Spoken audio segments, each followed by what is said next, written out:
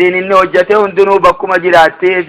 ayawaddu ahadukum faallaa kanaa jeema rabbiin hani jaalataa mee isiniin gaafadhaa je ahadukum tokkoon keessan ni jaalataasa an takuuna lahu isaa ta'uu ni fedhaame jannatun ooyiruun min nakhiilin ooyiruun timira qabdu wa aanaabin jechuun akkasuma ooyiruun wayniidha jeeya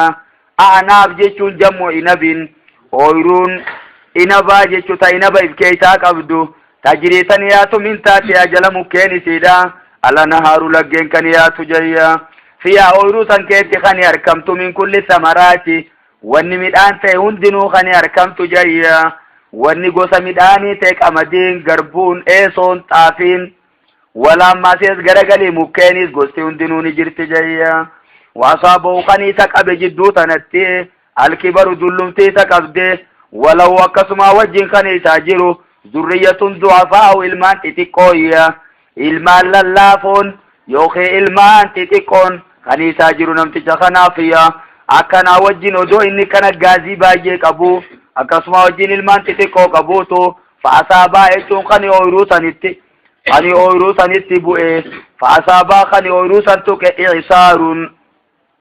qilleensi fiihi naarun jechuun ibiddi keessa jiru kan tuqe jayya kabbattitti buute ooyiruu san akkasuma wajjin ibiddiniis itti qabate dura baddeeti jemumma faatarakat jechuun ka gubatte ooyiruun suni mee ooyiruu kanaa sana ni feetanii himma dhugumatti jemma rabbiin fakkeenyaaf amma namtichi kun duraan wanni qabeenya taate midhaan wanni ta'e ooyiruu san keessatti argamti namtichi kun bal'ina bareeti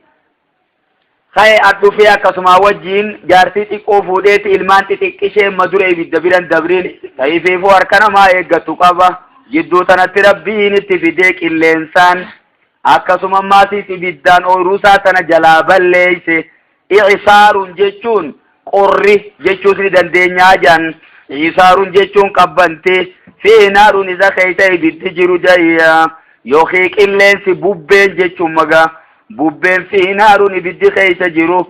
amma fakkeenyaaf ibiddi yoo bubbeedhaa wajjin walitti dhufe bakka takka illee naftu jechuuf deema baramma faatarakat jechuun kajalaa gubatte ooyiruun saasuni kazaalika jechuun akkanatti fakkeenyaaf ooyiruu sananiin deebisaaf fi humnan qabu ijoollee tiyya tanaa taayetiin ijoollee sana laalatti ijoolleen sun tan bira tattaanii mitin maasis mee namni kun mee eeysa haaseenu inni kun isaa duraan bal'ina bare akkasuma wajjin isaa maatii dila kana qabu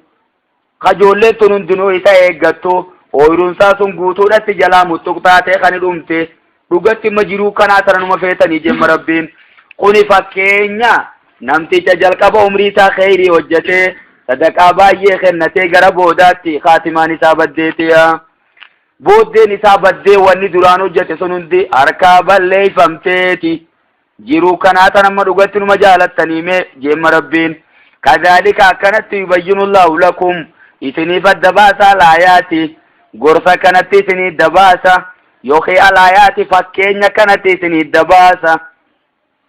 mallattoo kanatti isiniif dabaasa la'allakum tatafakkaruun akka isin gadi lallaaltaniif jecha